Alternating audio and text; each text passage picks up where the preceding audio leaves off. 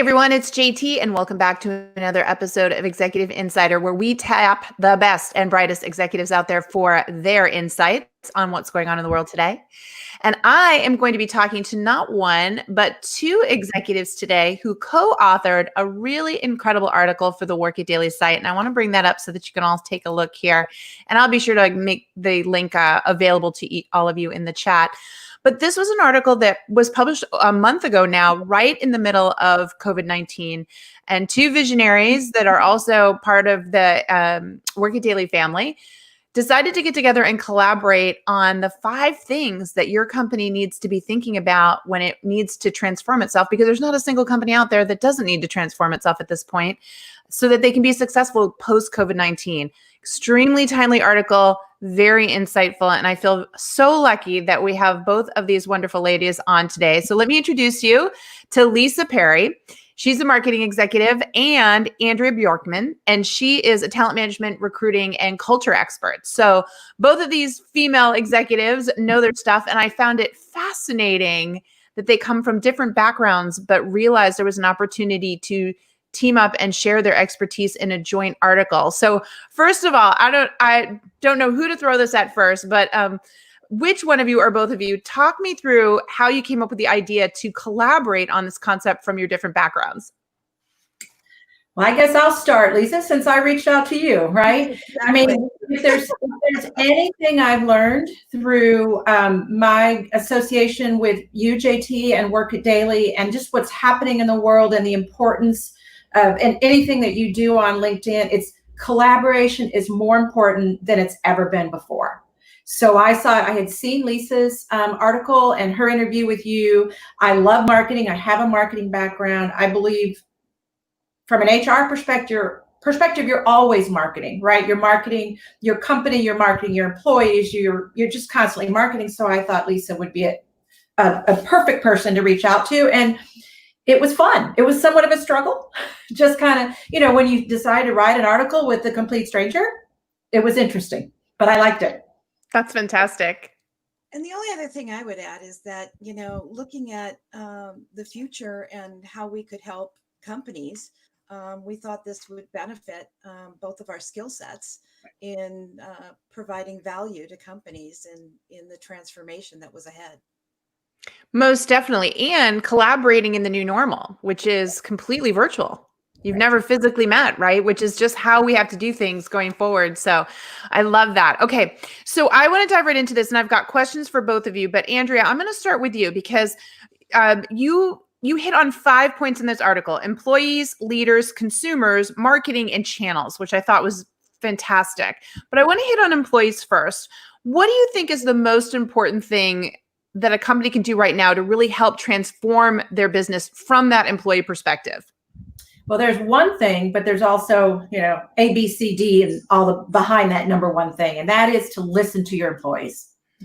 Listen, be open-minded, be transparent, be authentic as a leader, right? All the things we talk about from an executive presence perspective.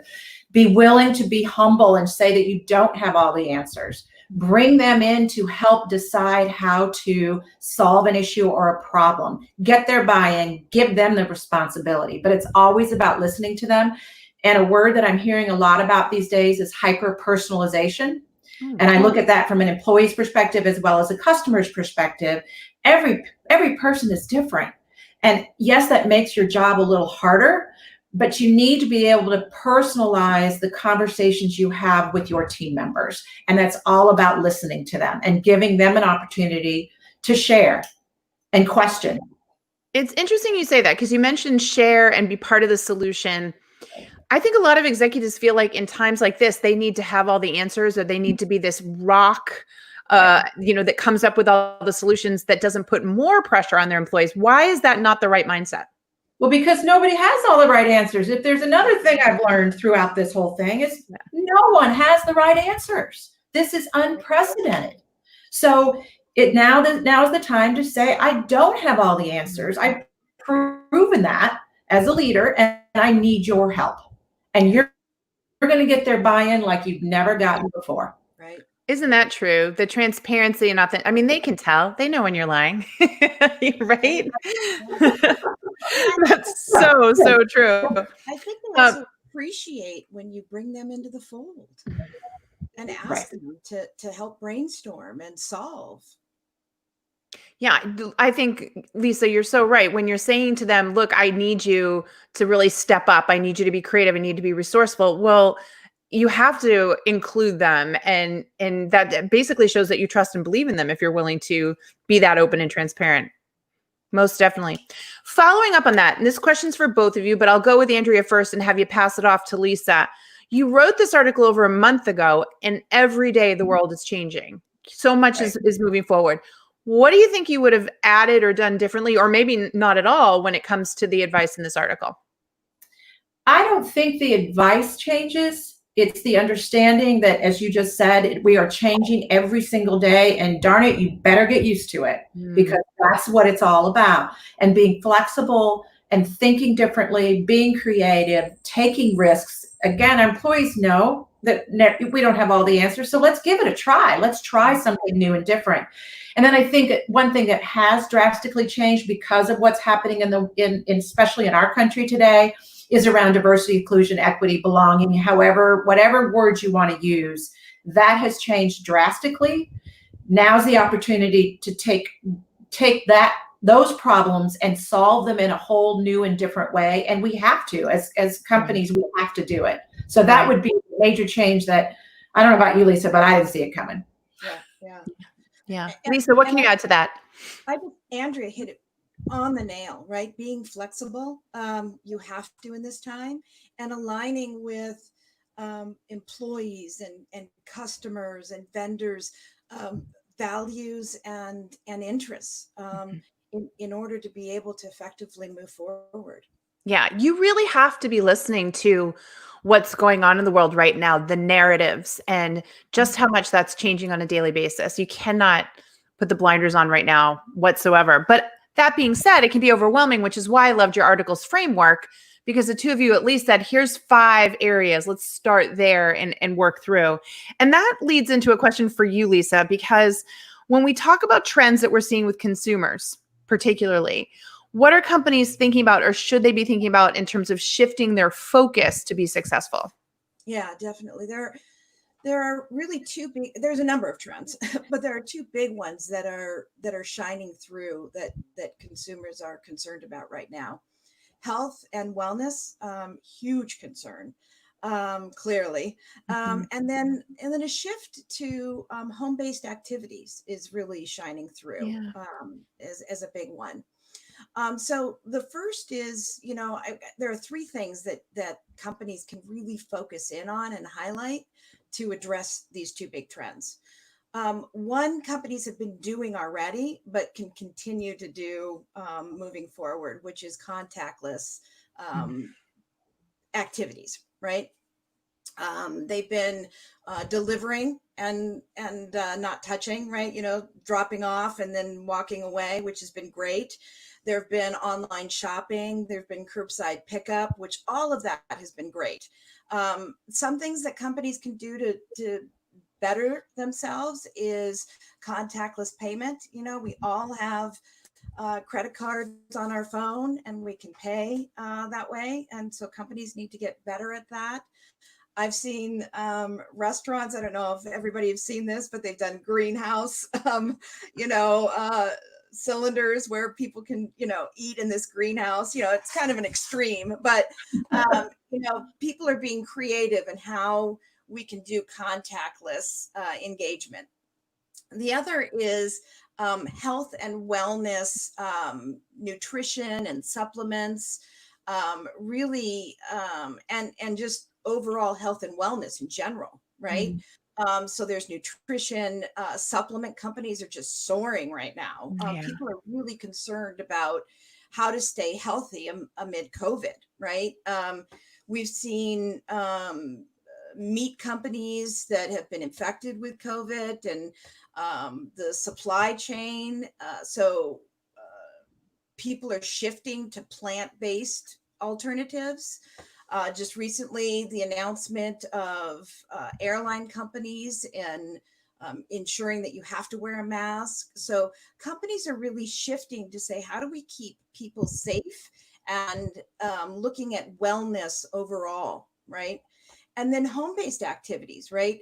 Even though the states are opening up, uh, you know, people are still, like, restaurants are only 25% open, right? And there's still the rise of COVID. So there's still some concern. And there are people out there who don't like to cook. So there are solutions out there for, home-based meal activities or menus. Streaming is through the roof right Yeah. now. So, companies have opportunities to say, how can we make home-based activities fun for individuals and families?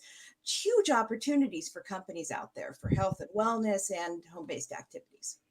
Makes total sense. So they really should be thinking about the entire customer journey and Right. where that is based on, because I could feel that as you were going through it. It's almost like every step of the way, where does it occur? It's so fascinating. Let's stay on the subject of marketing because budgets are out the window. You just throw those P&Ls out and figure out how to stabilize is every business that I've talked to. Mhm. But to stay in business, you do have to market. And I'm sure the theme is less is more right now. What's your advice? How do companies even just try to build some sort of marketing strategy and budget for the rest of the year? Well, it goes back to what Andrea was talking about earlier, and we were talking about is flexibility and continually reevaluating. Marketers have a huge challenge right now in just terms of forecasting, right?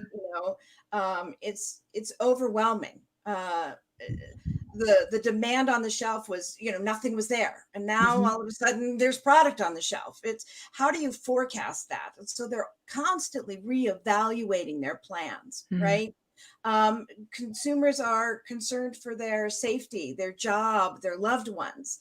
So there's a lot of that uncertainty, and brand message and trust is more important than ever before. And so there's a number of things that there's two things I just want to highlight above all that marketers really need to focus in on. And one is building a brand purpose led company or brand overall. And what that is just a deep trust and relationship with the brand and the customer. And it's really overall being a champion for the brand. And a number of companies already have done this out there. You've got Starbucks, Patagonia, a number of companies. And I'll give you an example of Dove, for example. They saw that there was a self-esteem problem with girls worldwide. And you go to their website and you can find out all about the self-esteem issues with females and what the initiatives that they're doing. They've driven TV ads and campaigns overall to help the self-esteem for women worldwide. Does it make profit? No, it doesn't at all. But it does help the trust and the connection with consumers and the brand. And that's huge. And right now, that's what customers need. They don't need a brand out there that is taking advantage of COVID or taking advantage of Black Lives Matter, right? They need that trust out there. And companies right now, like Dole, is switching their whole initiative to this purpose-led brand. And more companies will be doing this and should be looking at doing that. The other thing is, even with states opening up, marketing is the digital campaign world is still on the rise. It's huge, and it's not going to go away. And marketers still need to focus on digital marketing.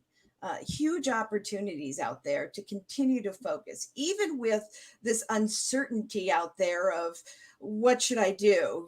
What's the forecast? Where are they going on in store? Are they going online?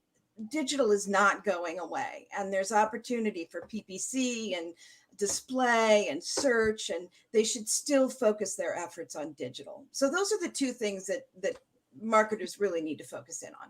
Yeah, I just listened to a podcast yesterday with Jonah Peretti, co-founder of BuzzFeed, and he said credit card purchases during COVID-19 are down 15%.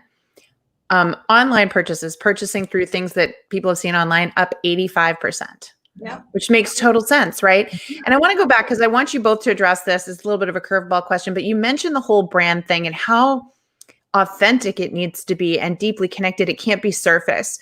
We've seen a lot of companies, in my opinion, jump on a little too prematurely with, for example, Black Lives Matters or COVID, and it be very surface, right? They just want to say they belong, but there's been no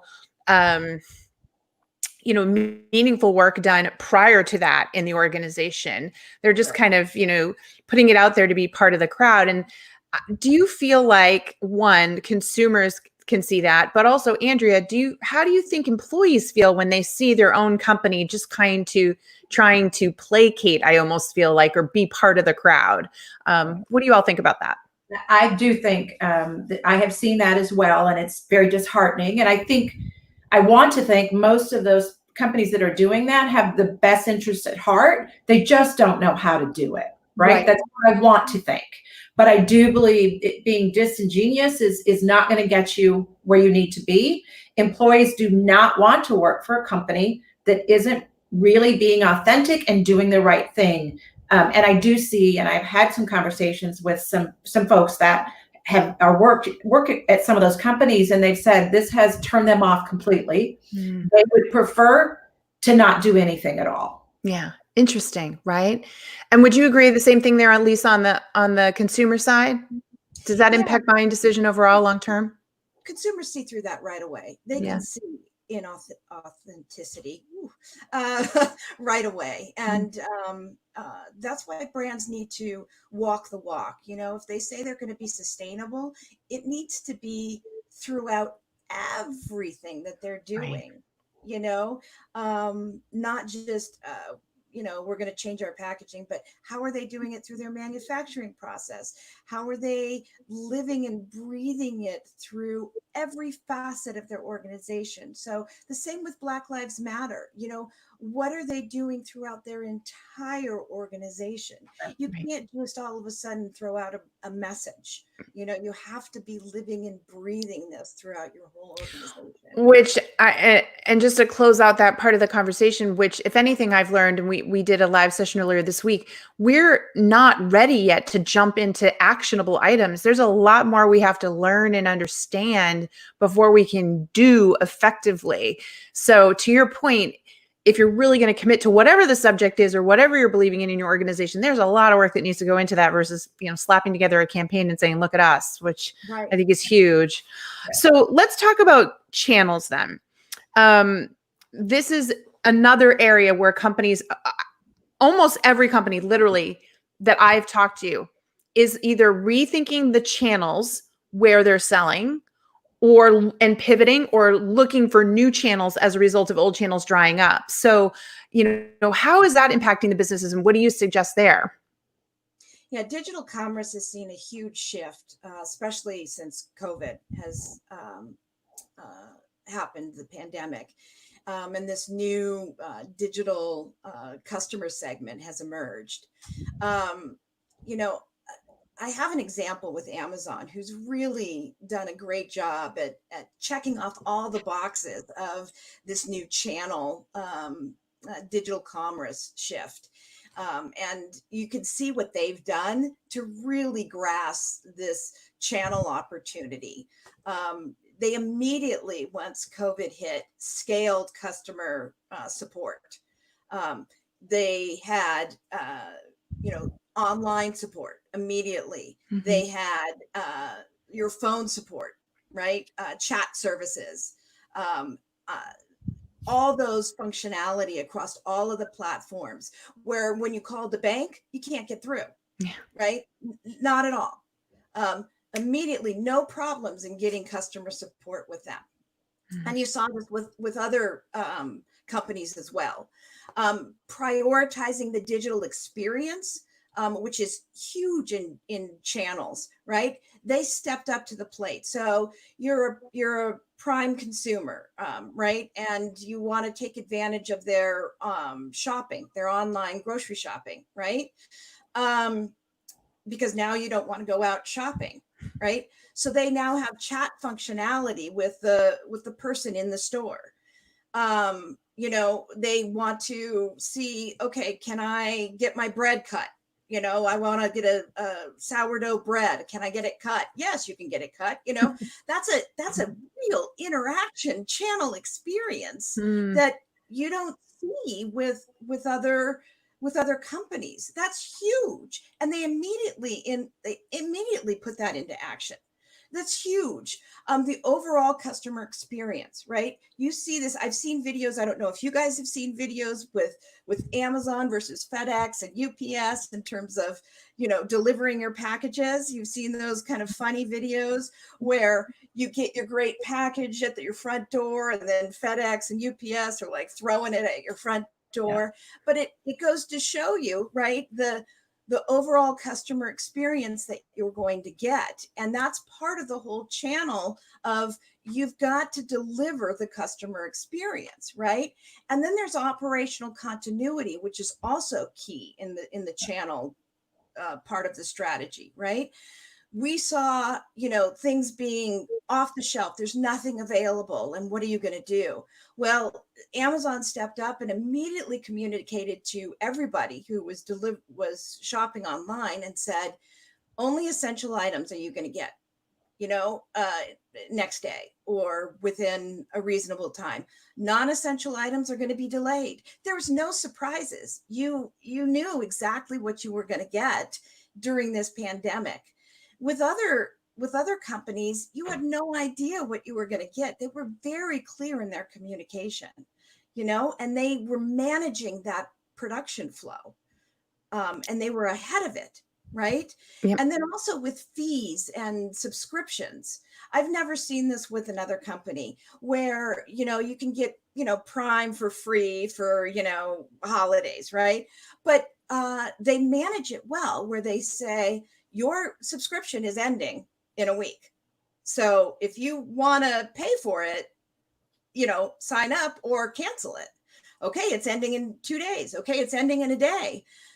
I've had companies where they just sneak it under the rug, and then you're just billed, right? So they're very clear. And this is all part of the whole channel strategy in terms of managing the customer experience. And then it's part of, when we were talking about with the marketing and the consumer, it's building trust with your overall experience.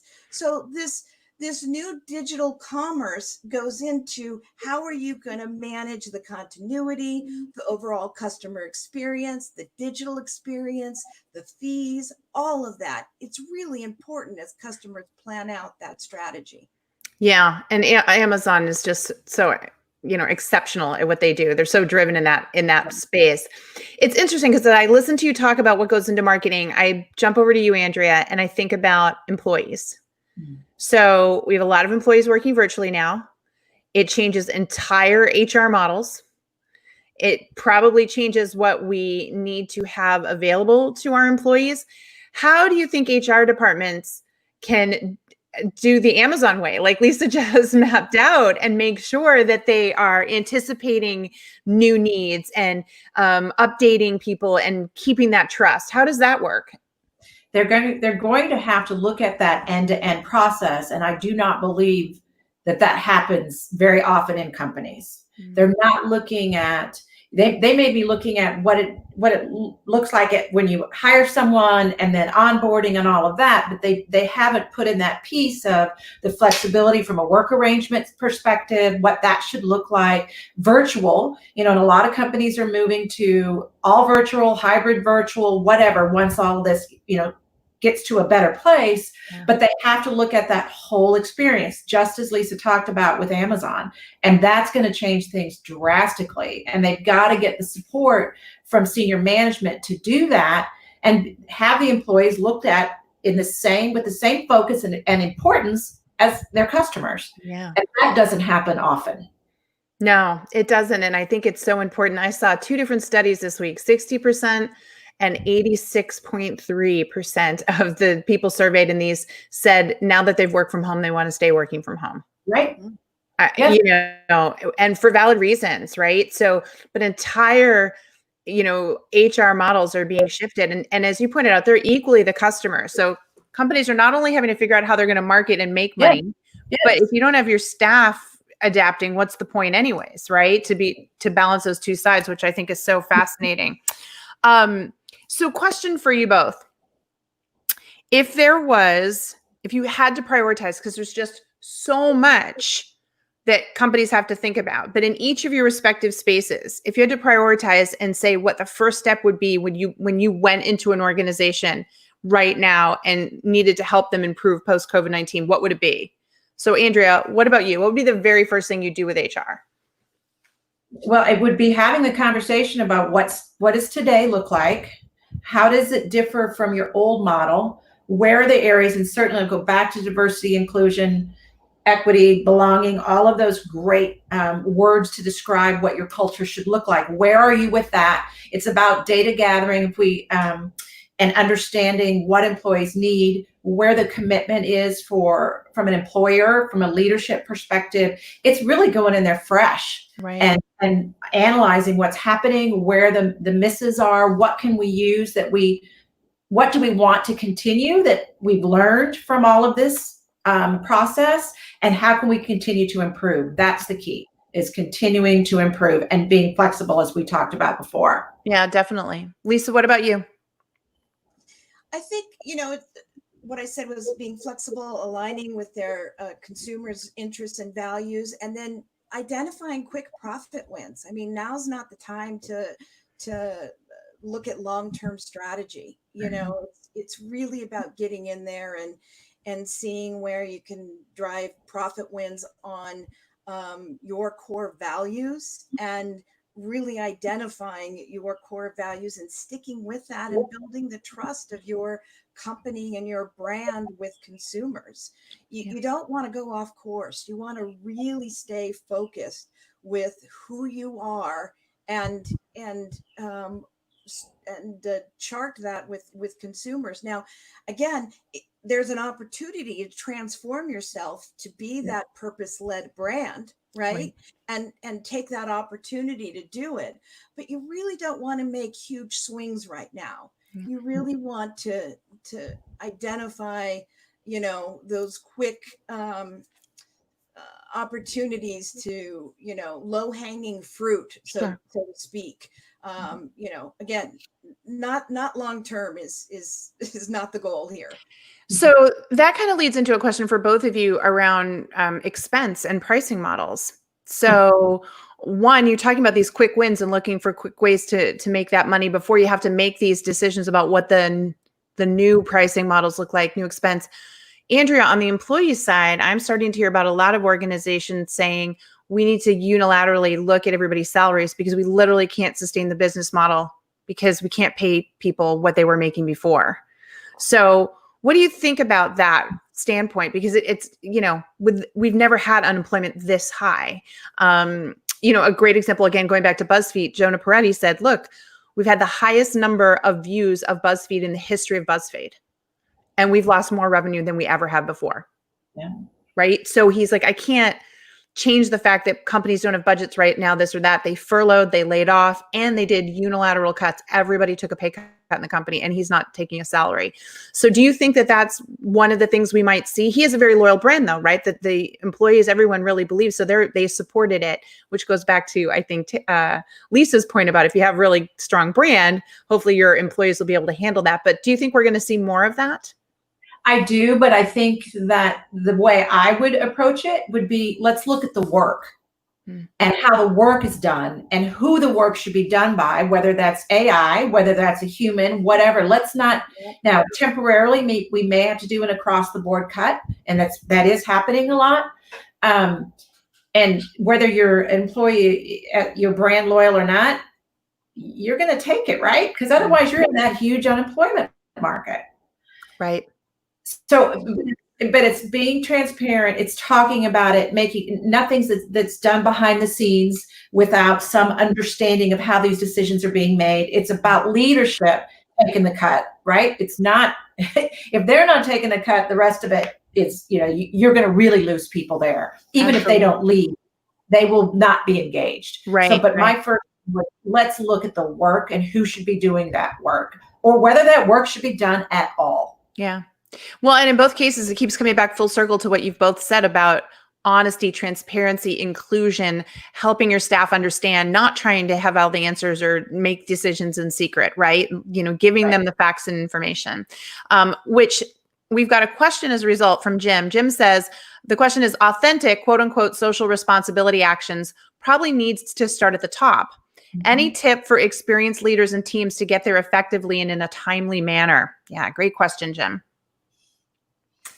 I've had these experiences, and it really is having those tough conversations with those top leaders and trying to get them to understand the repercussions. And it's a whole lot easier today as a result of what's been happening very recently than it has in the past. But it's about having those tough conversations, understanding why they don't get it, and figuring out how to help them understand it. Now, at the CEO level, I can't go in and fire them, right? But if you've got leaders at lower levels, then that's the conversations you have to have as well. It's gone, I hope, are the days where just because a leader does very, very well from a technical product, whatever the job is, if they're not following the most important things around employee engagement, which includes the diversity, inclusion, all of that, then they should be asked to leave. Yeah. And I believe that will happen more today than it's ever had before. I hope it will. Definitely. Lisa, anything to add to that? Yeah, I also think just showing the trend lines and what's going on. It's very clear now. Looking at forecasts and where things are headed. You can't hide from the facts that businesses are down, and showing leaders where things are headed and how businesses are trending, that action has to be taken. You can't hide under a rock. Things have to be taken at all levels, and showing an action plan to address that. They have to see that.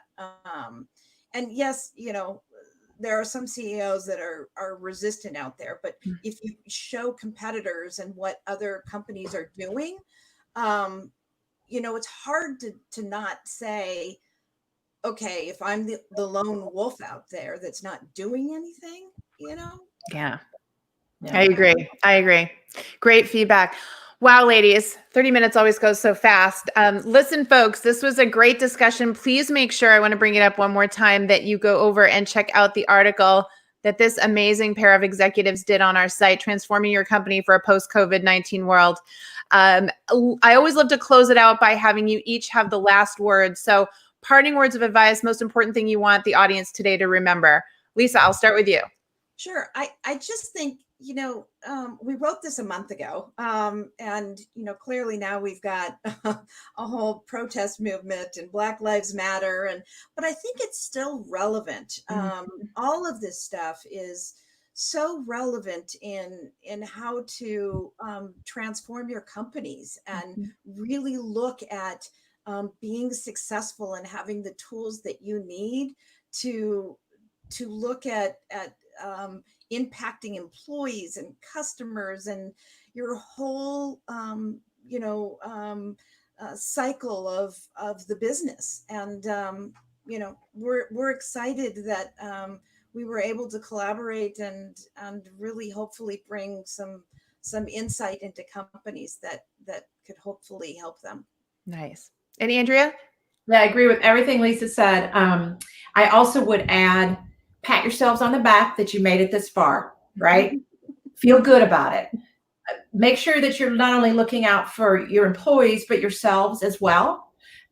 Be flexible, as we talked about. Have a growth mindset. Continue to look for opportunities for improvement. Take all the great learnings that you've got, because the companies that are still making it did some really cool stuff during this time. Very innovative. Don't lose that. Always have that growth mindset, and be curious. Just be curious. That's how you do innovation. I love that. I think that the energy that you both brought, the solution-minded, let's look at the opportunity mindset was particularly striking in this article, which was great, as well as all the advice today. So thank you so much for that, ladies. And folks, we are going to make sure that their LinkedIn profiles are available to you so that you can connect with each of them over on LinkedIn. Thank you for another amazing episode of Executive Insider. I'm really glad that you all attended today. Remember what we always tell you, if you want to win, you've got to work it daily. Until next time, take care, everyone. Stay safe and healthy. Thank you, JT. Thank you.